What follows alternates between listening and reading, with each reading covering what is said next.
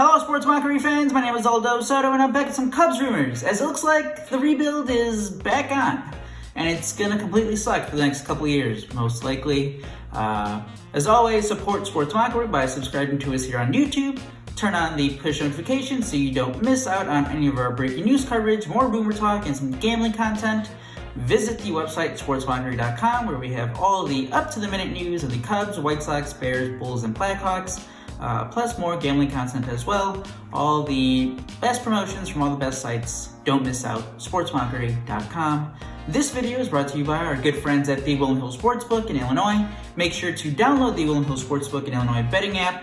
And if you click on the link that's going to be in the description, you can claim a $300 risk-free bet on your very first wager with Willson Hill Sportsbook in Illinois. Again, you have to use the promo code MOCKERY300 when you sign up, and your very first wager, if you lose it, it's all good. You get your money back up to $300. Again, that is from our good friends at the Willson Hill Sportsbook in Illinois. Use the promo code MOCKERY300. The link is in the description. So, the Cubs are going into rebuild. I mean, there's no other way to put this. We can discuss if they should or not, but I guess the one feeling I have is at least they're picking a lane. At least I hope so, right? Let's hope they don't half-ass this.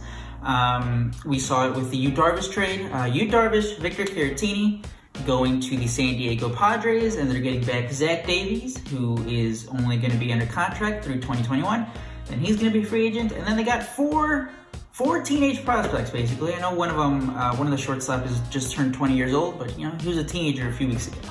They're like 17, 18 years old. I know one of them, Reginald Preciado. I will learn that name, but Reggie, I guess, short nickname. They just call him Reggie. He might be elevated to a top 100 prospect, like at the start of 2021. And I think, I forget who wrote it on Fangraphs, but they're actually slotting him ahead of Ed Howard in terms of the prospect rankings for the Cubs. Ed Howard, shortstop out of Chicago, who the Cubs drafted in the first round in 2020. But again, if you look at the ages of who the Cubs got out of those prospects, and again, it was an underwhelming return the Cubs got for Darvish, who a lot of people thought should have won the Cy Young, but anyways, he was a runner-up Cy Young winner in 2020, or runner-up to the Cy Young in 2020. 3 years, $59 million.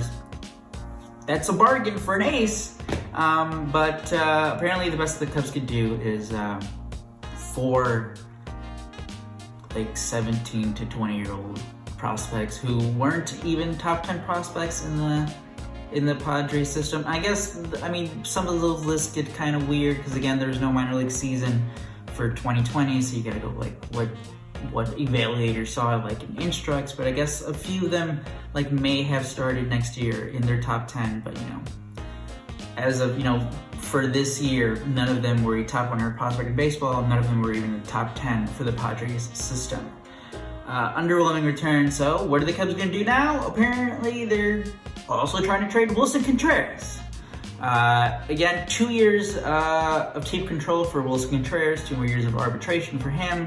He's 28 right now, so he's not young anymore, and but he's still extremely valuable, and he should bring a decent return because, again, 28, great athlete behind the plate. The defense, the biggest knock against him for years has been, his framing sucks. But if you go back to the summer of 2019 and then 2020, he's improved. In 2020, he was way above average being a framer. Pretty sure he was top 10 in framer. I maybe made that up. I don't know the stats, but I know that he made great strides to improve his framing. And give the credit to him. He put in the work. And again, since he's made his debut in 2016 with the Cubs, he's been top 2, top 3 offensive catcher in the league. Maybe number 1 hitting catcher in the league. If you look at some of the numbers there, but again, 2 more years of control. He's not going to be making a lot of money. He should bring in a pretty decent haul. But again, we thought that with Darvish, and we saw the return that the Cubs got underwhelming, to say the least. But hey, it looks like, I mean, Cubs fans, we gotta accept it. The rebuild is coming. What's next? There's rumblings. Bruce Levine. I think other people have said it. I think Jesse Rogers as well. Probably a Javier Baez extension. So I guess you kind of know who they're picking between Baez and Bryant.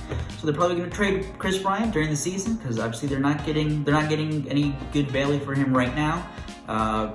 Probably trade him during the season. Craig Kimbrell has one more year of control of his contract. He's probably going to get traded in the summer. If he's pitching all right to a contender. And then, you think that Anthony Rizzo's also going to be in line for an extension? But he's up there. He's 31, 32. When are the Cubs going to be good again? 2023, maybe? They're punting. This is a rebuild. Again, it started with Schwarber. Right now, it's like, Phillip Ervin is like the starting left fielder right now for the Cubs. Jesus Christ. If they trade Contreras, the Cubs' only other catcher, it's on the 40-man roster is Miguel Amaya. Miguel Amaya hasn't even played above April. He's 21, so he might be soon. Maybe we see him eventually in 2021, but it's maybe Amaya, moves into the starter role in 2022. Contreras gets traded, and Caratini got traded with Darvish to San Diego. So the Cubs right now, their catching depth is like PJ Higgins, which is fine. I remember he won my I was playing MLB The Show. I did the season, and Victor Caratini actually got hurt. I had to call up PJ Higgins. PJ Higgins ended up winning NL Rookie of the Month for me in MLB The Show. So, he's good in the video game, so must be good in real life too. Obviously. I don't know, Cubs fans. It sucks because jeez. The Cubs just won the division. It was a weird season, but the Cubs, it's not like they've completely gone off the rails the past few years. Yeah, they haven't met expectations of being World Series contenders, but they've still been competitive. 2017 won the division, won their divisional series against the Nationals, and went to the NLCS, lost to the Dodgers. 2018 had all these injuries. Again, that was Yu Darvish's first year. He was basically a zero for them because he was injured, and then when he was pitching, he was bad because he was pitching through that injury. Tyler Chatwood was awful. So that was they were down 2 pitchers right there.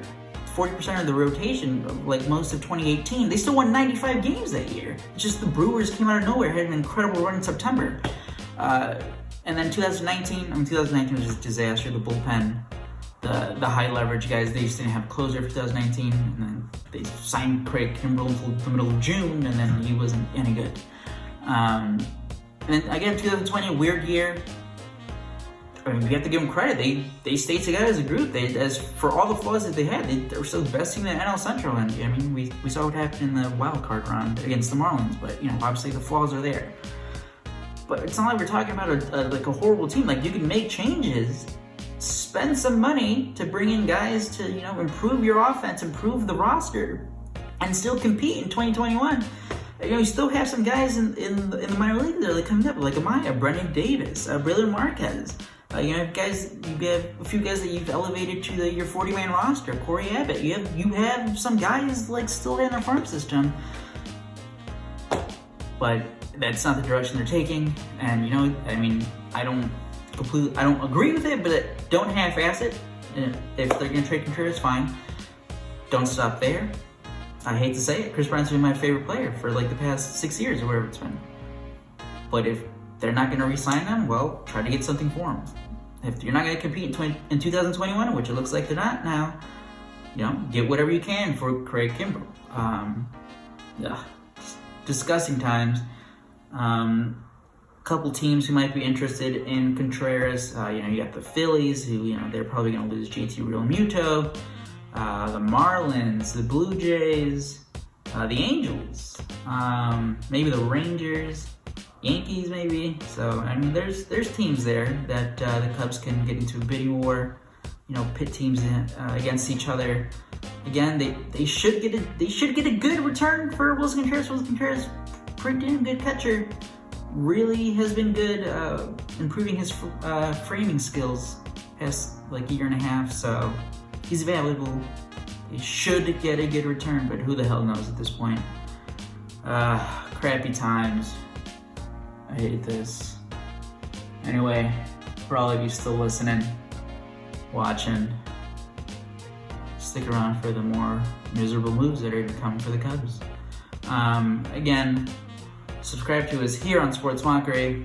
Don't miss out on any of our breaking news coverage, which, I mean, there's going to be plenty of those heartbreaking news for Cubs fans.